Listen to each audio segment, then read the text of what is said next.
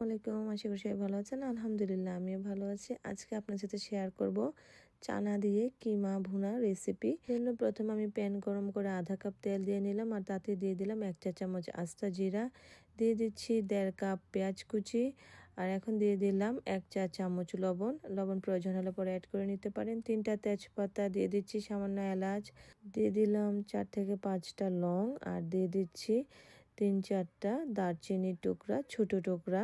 সবকিছু এখন ভালো করে মিক্স করে এতে আমি দিয়ে দিব, আরও দিয়ে দিচ্ছি 2 টেবিল চামচ আদা বাটা আর 1 টেবিল চামচ রসুন বাটা।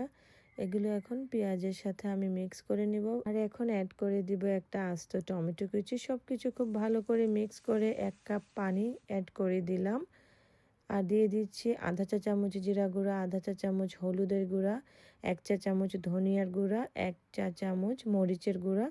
এগুলো আমি ভালো করে মিক্স করে নিচ্ছি। মশলাটা ভালো করে আমি কষিয়ে নিব।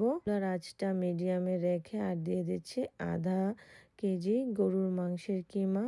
এটা ভালো করে মশলার সাথে মিক্স করে নিলাম।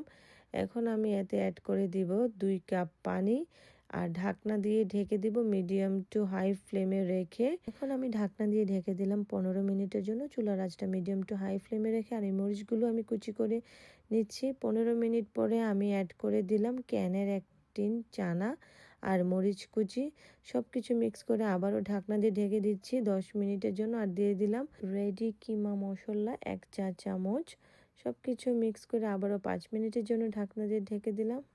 এই যে দেখেন কিমাটা হয়ে এসেছে, আর আমি দিয়ে দিচ্ছি ধনিয়া পাতা কুচি, কিছু পেঁয়াজের কলিও অ্যাড করে দিলাম।